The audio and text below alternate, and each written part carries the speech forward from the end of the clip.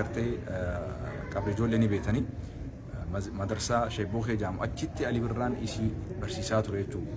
Sheekha jalatti akka uummanti taariikha isitti natti himte jechuudha. Sheeboohee keessatti tahee madarsaa biraa keessatti tahee suni gara isitti illee deebisuu danda'a. Laakiin immoo akka isii irraa baratte ragaa nama biraatiin illee mirkaneeffadheetiin jira. Kanaaf Ali Birraan roga amantiitiin illee qooda inni taphachaa ture jira. Namni kun masjida Rabbii ijaare. Namni Rasuulli Rabbi alayhi salaatu wassalaam man bana baytan lillahi bana Allahu lahu baytan fil janna ja Rasuulli sallallahu alayhi wasallam. Namni mana tokko addunyaa tana keessatti bakka namni keessatti salaatu namni jaare.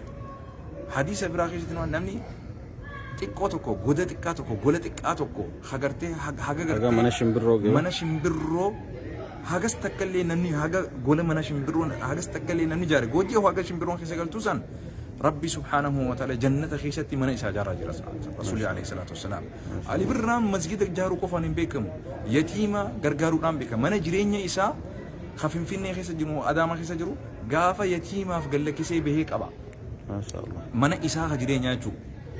Kanaaf Rasuulli Rabbi alayhi salaatu wassalaam intaloon takka sababaa isiin saree du'arraa oolchiteef dheebuu bishaan baasteef bishaaniin dheebuu isii baasteef saree takka Rabbiin jannata kanneef dilii isii dhiiseef jechuudha.